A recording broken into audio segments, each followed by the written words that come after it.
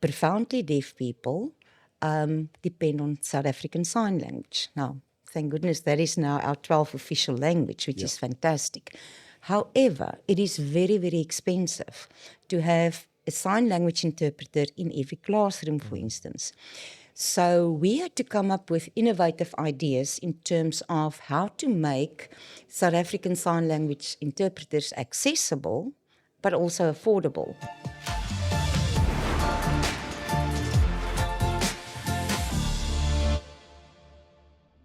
Good day. Welcome to another episode of Discover Talent with Vico.net. We are here in Cape Town at the HR Directors Conference. And today I'm with Lientjie Van Rensburg-Welling. I always forget you've got a double barrels surname, right? How are you? Very well, thanks, Kagishu. It's been a very long time. Absolutely. And wonderful to hook up with you again and see you again after so many years. No, it's good to connect with you. I suppose we should tell the world that I had the privilege of working with you. And it's amazing after all these years, right?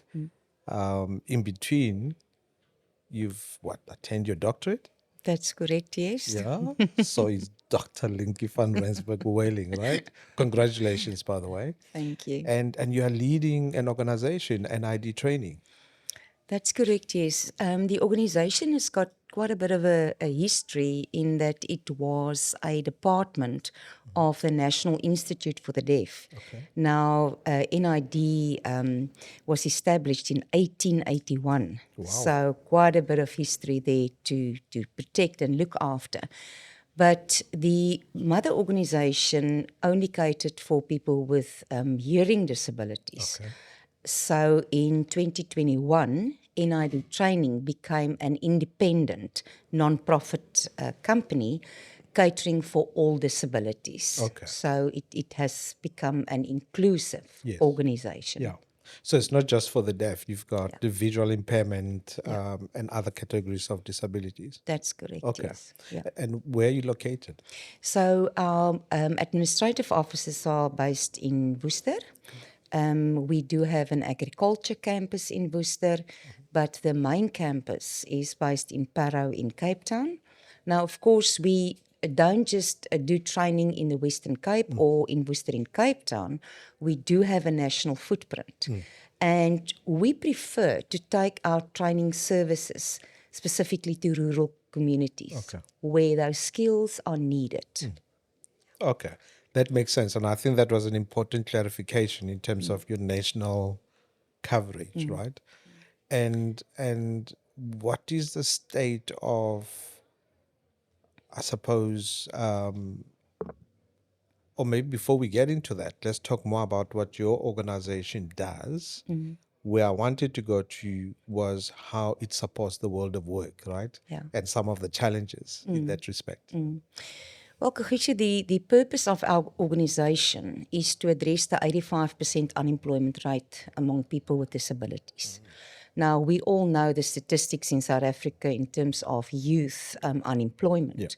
So that is our sole purpose, to change the lives of people with disabilities, but also people that are unemployed and unemployed youth, to address this issue. And yes, it's a difficult task because we know what happened post-COVID. We understand the economic situation in our country at the moment.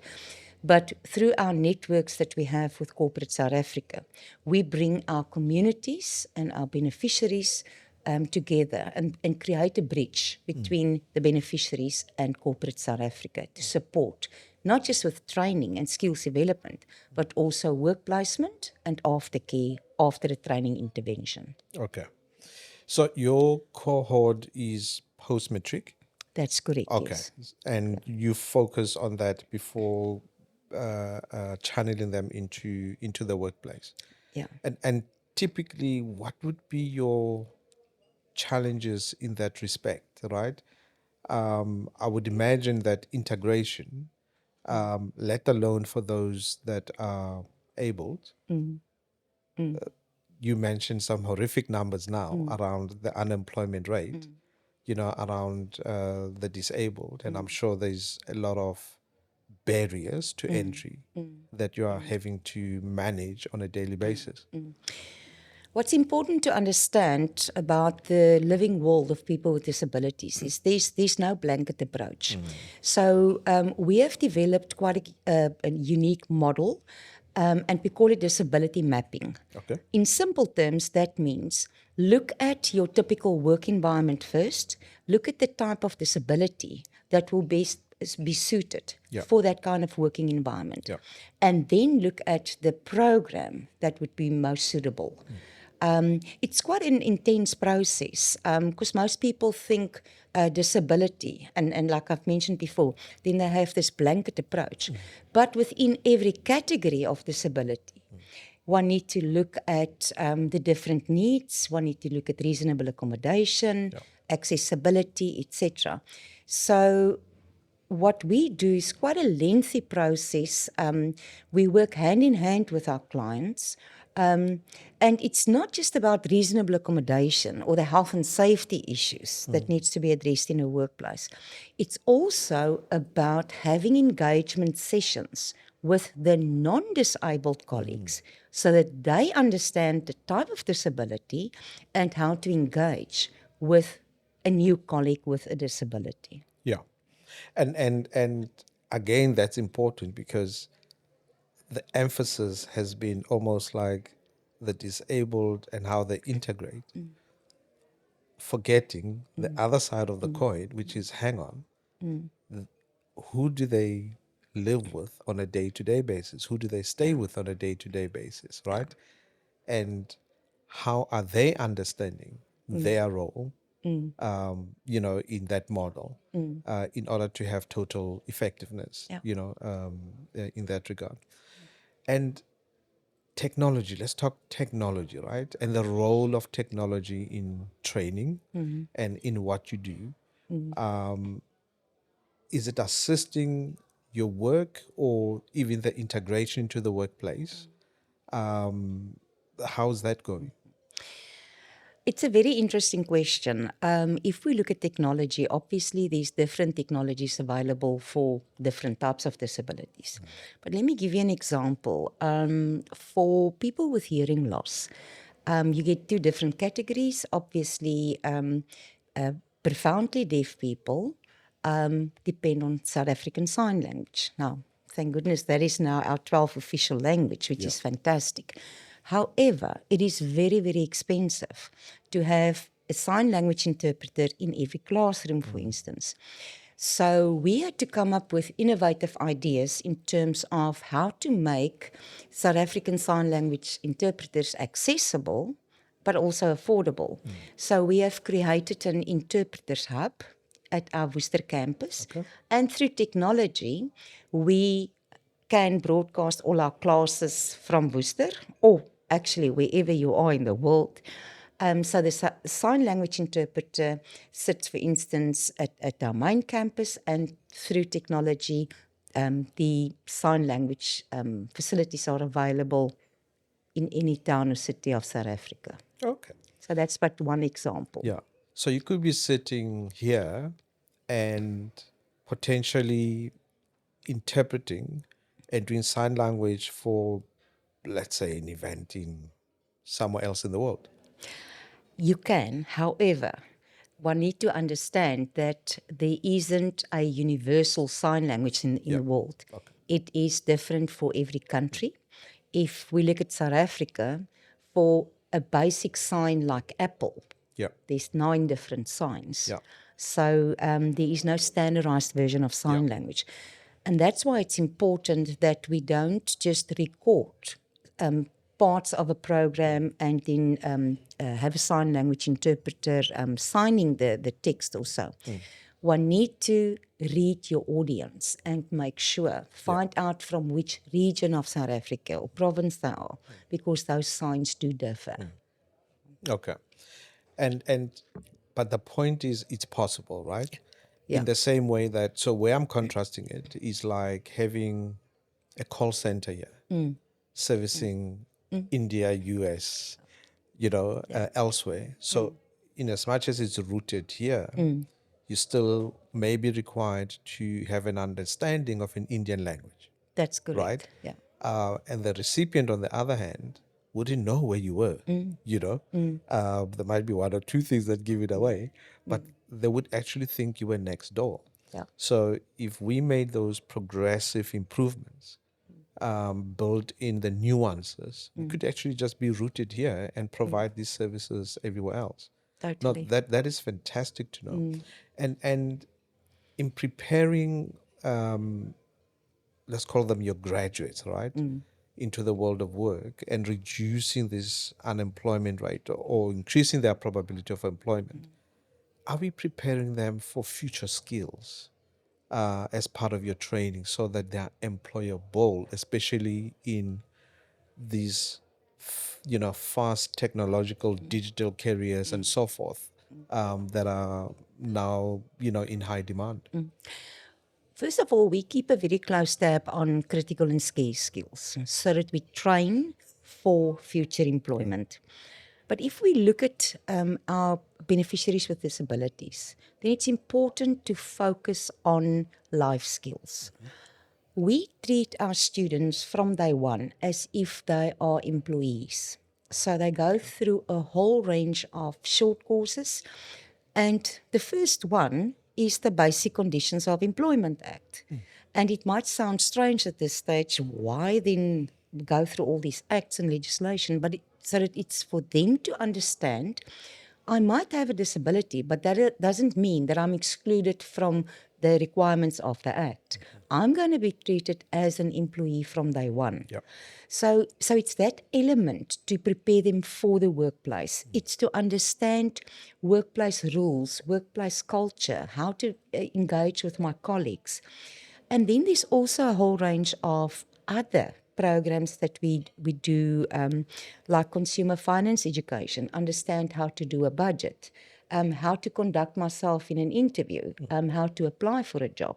So we believe in the holistic development of our students, that you have a well-rounded student, not only with the necessary skills and the knowledge for a specific industry, but that person can integrate into the workplace.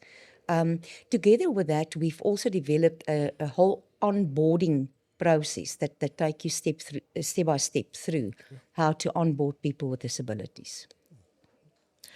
And your initiatives, do you feel like you are well supported? How's the reaction of corporate South Africa to the work that you do?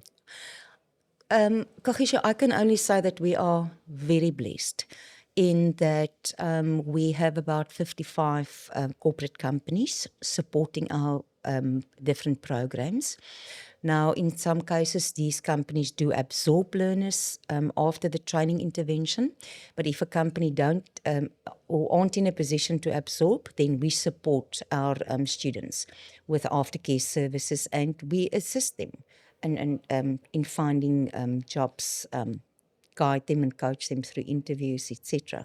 So we are really, really supported well by industry. And I must say, we're not just a training provider. We also have a well-established research department. Okay. Because I believe that if you want to render training services and other services in the disability space, then you must have your facts in place. So what we would love to do is to work with more corporates to do more research, which we then publish in international journals.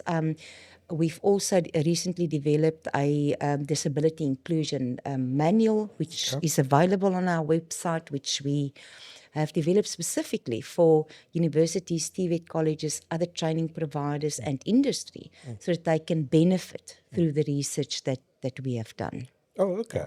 So that's good to know. So, so the research that you do, is it two-pronged? Is it research on behalf of the organization, or they could assist to fund research, in particular, whatever the research topic is? Obviously, that gets published, right? Yeah. And that research will be done by the students themselves.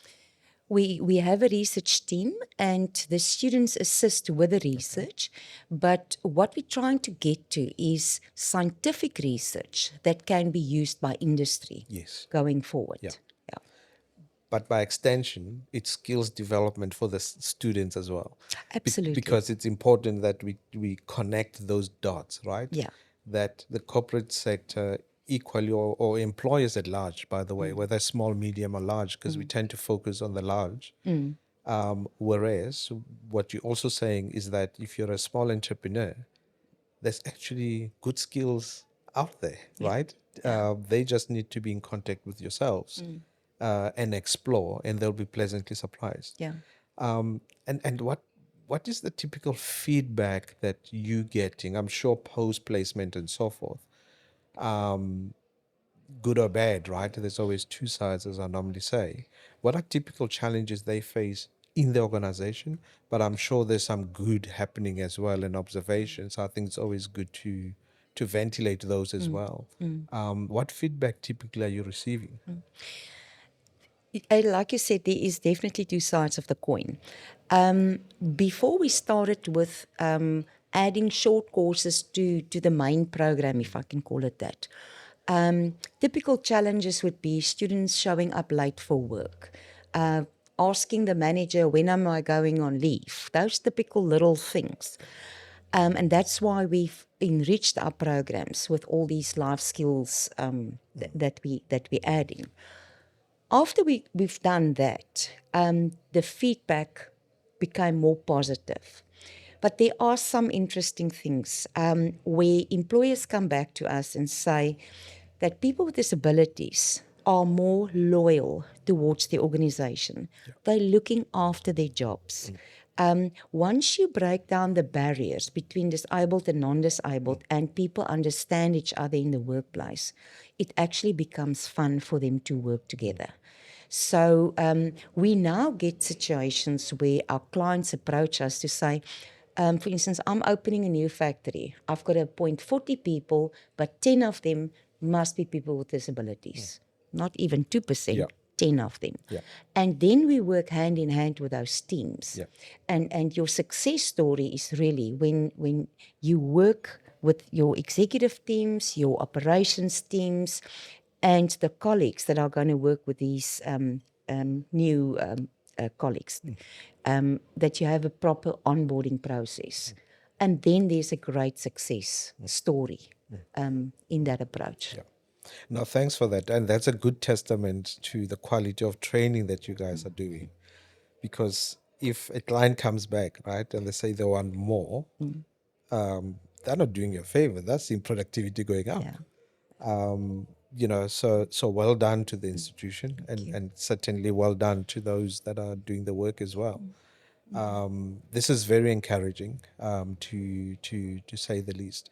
And are you finding that there is great interest from organizations that are technology minded, in absorbing people with disabilities, right? Because it's quite important, because that's where the growth is in terms of jobs. Moving forward, it's not the total thing, obviously, but that's where the focus of the world is at the moment. Yeah. Most definitely. If I look at the statistics of our student population, then ITC is by far the most popular programs that we offer. Like you said, it's one of the fastest growing industries. It is an environment that is disability friendly. Yeah.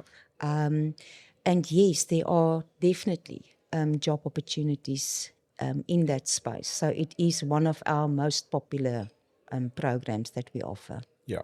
Okay. No. I'm happy you doing fantastic work. You and your organization. I recall you having, I think, co-authored a book back in when we were still in hospitality, right? Yeah. About menu planning and nutrition and so forth. Is there another book in the works? There's another one published, which is about food service systems. So that's already been published. Yeah. Okay, so food is still in the blood. Unfortunately. And I think it will always be in the It will blood. always be the blood. Out of Absolutely. interest, what's your favorite dish? You know what? I quite like variety of dishes, so I don't have one specific dish, but there's nothing nicer like a lamb chop and Yeah. pap. Okay. So after all that menu planning, it comes back Stick to to the lamb chop. basics. No, I hear you. I hear Yeah. you. Ladies and gentlemen, Dr. Lientjie Van Rensburg-Welling, you're doing a great job. It was good having you with us. And the work, like I said, that you're doing in your organization at the NID training, it's absolutely amazing. Thank you so much, Kagisha. Thank you.